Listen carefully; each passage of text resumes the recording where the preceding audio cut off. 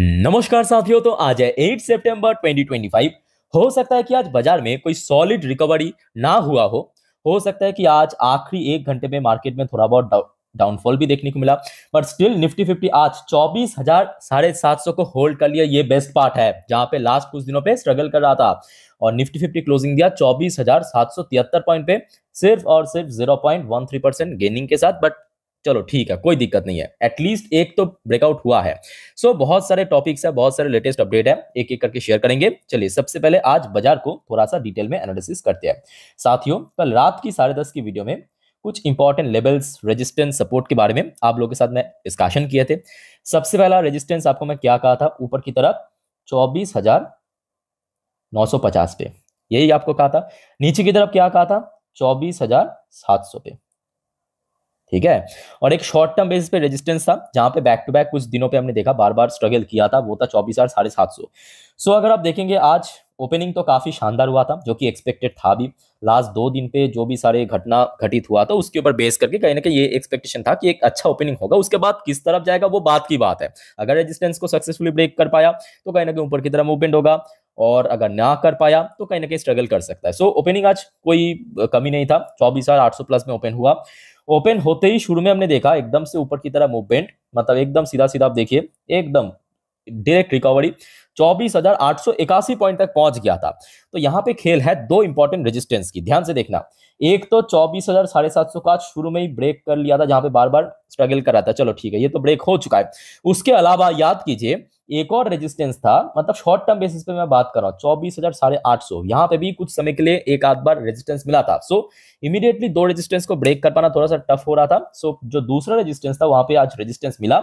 Best part क्या था कि जहां पे बैक टू बैक, मतलब पिछले कुछ ट्रेडिंग डेज अगर आप उठा के देखेंगे, जहां पे निफ्टी एक्चुअली स्ट्रगल कर रहा था, जैसे कि आप शुक्रवार को ही उठा के देखिए, शुक्रवार पे मोस्टली टाइम निफ्टी कहां पे था, 24,000 मतलब 750 के जस्ट ऊपर ऊपर चल रहा था और क्लोजिंग दिया था थोड़ा सा नीचे। और आज जो बेस्ट पार्ट यह है कि 24,750 इसके नीचे नहीं पहुंचा, मतलब जो प्रीवियस रेजिस्टेंस वहीं पे क्या मिल गया, एक स्ट्रॉन्ग सपोर्ट मिल गया, ठीक है। सेम हरकत बैंक निफ्टी में भी देखने को मिला। बैंक निफ्टी का ओपनिंग भी आज काफी अच्छा था, शानदार ओपनिंग था। उसके बाद बैंक निफ्टी देखिए आज लगभग 54,500 क्रॉस कर लिया था, ये देखिए 54,518 पॉइंट पे पहुंच गया था। एक शॉर्ट टर्म बेस पे रेजिस्टेंस मिला। और बैंक निफ्टी के लिए भी बेस्ट पार्ट ये था कि नीचे की तरफ भी आज कोई बहुत डीप करेक्शन या डीप डाउनफॉल देखने को नहीं मिला, 54,067 तक। और क्लोजिंग सक्सेसफुली दिया 54,100, जो आपको मैं कल भी कहा था 54,100, क्योंकि 54,100 पे पिछले कुछ दिनों पे बार बार स्ट्रगल किया था, जब तक 54,000 नीचे चल रहा था बैंक निफ्टी, ठीक है। तो मतलब निफ्टी 50 बैंक निफ्टी की क्लोजिंग आज चलो ठीक ठाक हो गया। इसके अलावा बाकी सेक्टर्स की बात करें, मेनली एक ही सेक्टर की वजह से आज जो आखिरी एक घंटों पे गिरावट हुआ वो है आईटी सेक्टर। आईटी सेक्टर क्यों, आपको समझ आ जाएगा, वीडियो में अंत तक बने रहिए, क्योंकि कुछ विशेष कारण है, ठीक है। बाकी बैंक्स तो चलो ठीक है, मोस्टली वेटेज कैरी करने वाली सेक्टर, जिस वजह से आज कैसे भी करके, मतलब बोल सकते हो कि निफ्टी में पॉजिटिव में क्लोजिंग हो गया। फार्मास्यूटिकल सेक्टर भी थोड़ा वीक था, फाइनेंशियल सर्विस सेक्टर ठीक ठाक मेकअप कर दिया।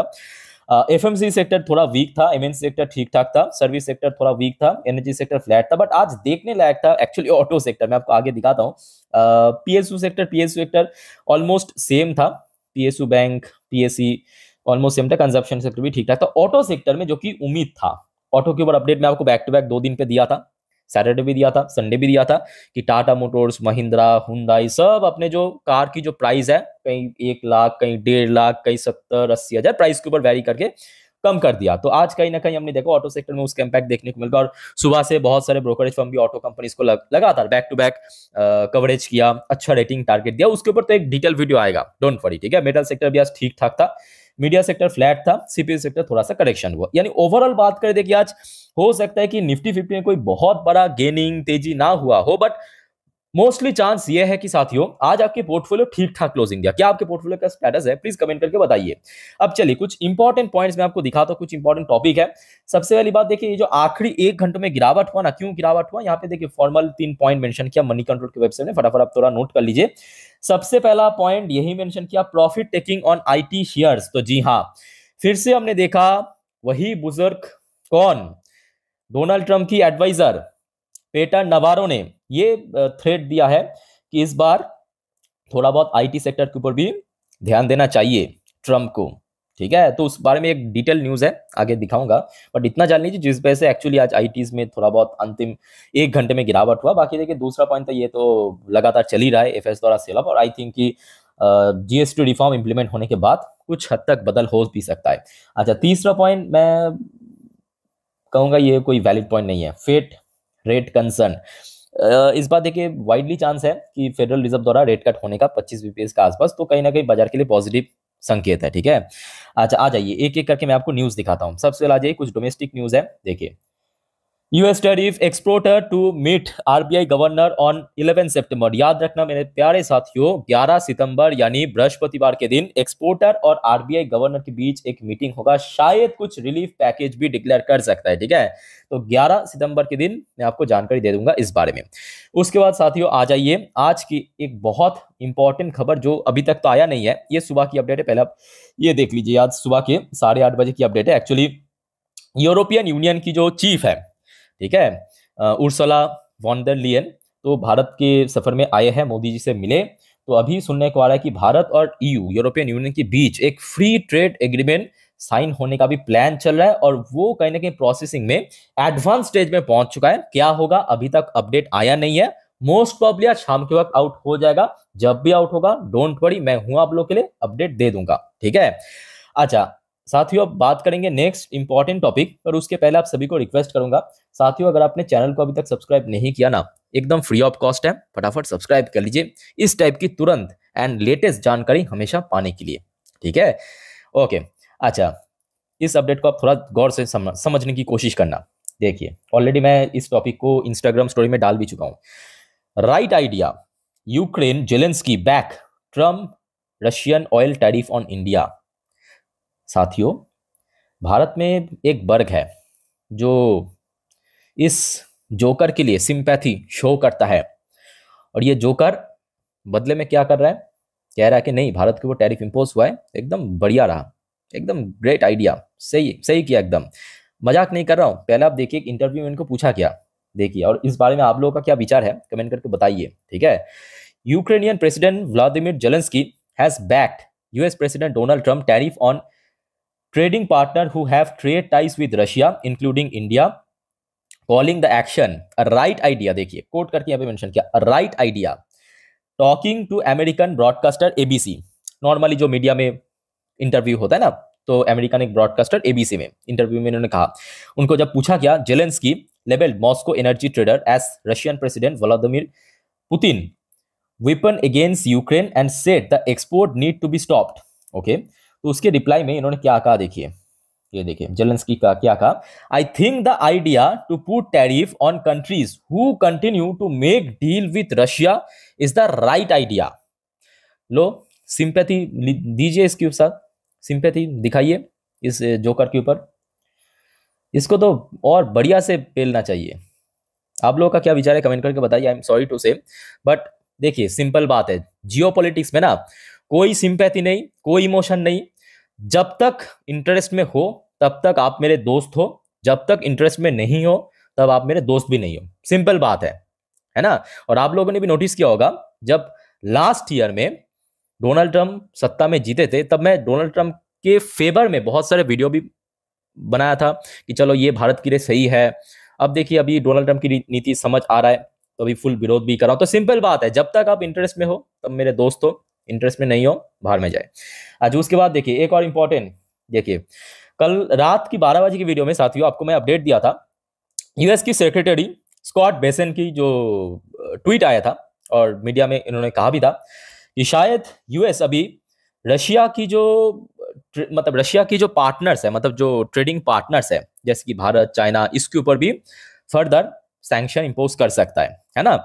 तो उसको सपोर्ट करते हुए ट्रम्प ने भी कहा कि Trump ready for phase 2 of Russia sanction over Ukraine conflict. मैं आपको थोड़ा सा डिटेल में समझा देता हूं, और मुझे नहीं लगता कि इस बार भारत को टारगेट किया जाएगा। आई थिंक कि इस बार भारत के अलावा और भी बहुत सारे, देखिए सिर्फ और सिर्फ भारत तो बाई नहीं करता ना, चाहे रशियन ऑयल की बात करें, गैस की बात करें या अदर मिनरल्स की बात करें, ढेरों सारे देश हैं जो परचेस करता है। आई थिंक कि उनमें से कोई एक देश को टारगेट किया जाएगा, क्योंकि डोनाल्ड ट्रंप को समझ आ चुका है कि भारत के ऊपर जो एडिशनल सैंक्शन या टैरिफ वो खुद पे ही बैकफायर कर गया। तो देखिए क्या कहा, US president Donald Trump said on Sunday, मतलब ये जो घटना है, ये जो अपडेट मैं आपको दे रहा हूँ, ये स्कॉट बेसेंट जो यूएस की सेक्रेटरी, उनकी जो स्टेटमेंट आया था उसके बाद की अपडेट है, ठीक है।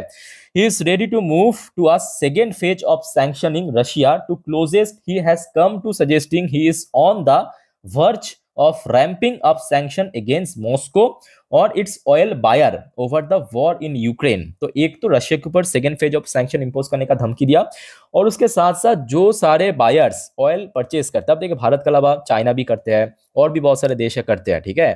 सो देखना पड़ेगा आगे क्या होता है। इसके अलावा अब देखिए जिस वजह से एक्चुअली आईटी स्टॉक्स में गिरावट हुआ, इस वजह से यूएस में slab tariff on IT service exporter Which Indian tech job are at risk and who could gain? मैं आपको थोड़ा समझा देता हूं। ये दोस्तों वही बुड्ढा है, कौन? पीटर नवारो, डोनाल्ड ट्रम्प की ट्रेड एडवाइजर। इन्होंने फिर से जहर उगाला है। क्या कहा देखिए, tariff the foreign remote worker. देखिए tariff the foreign remote worker इसीलिए मेंशन किया क्योंकि अक्सर आप लोगों में अगर कोई आईटी सेक्टर में काम करते हो तो आपको पता होगा, आप वर्क फ्रॉम होम करते हो या ऑफिस में जाके करते हो, बट आप इंडिया में बैठते हुए चाहे यूके हो, यूएस हो, ऑस्ट्रेलिया हो, यहाँ पे आप सर्विस देते हो, ठीक है। तो जिस वजह से यहाँ पे मेंशन किया फॉरेन रिमोट वर्कर, क्योंकि वो अपने देश में बैठ के यहाँ पे मतलब विदेश में सर्विस देते हैं। All outsourcing should be tariffed, okay.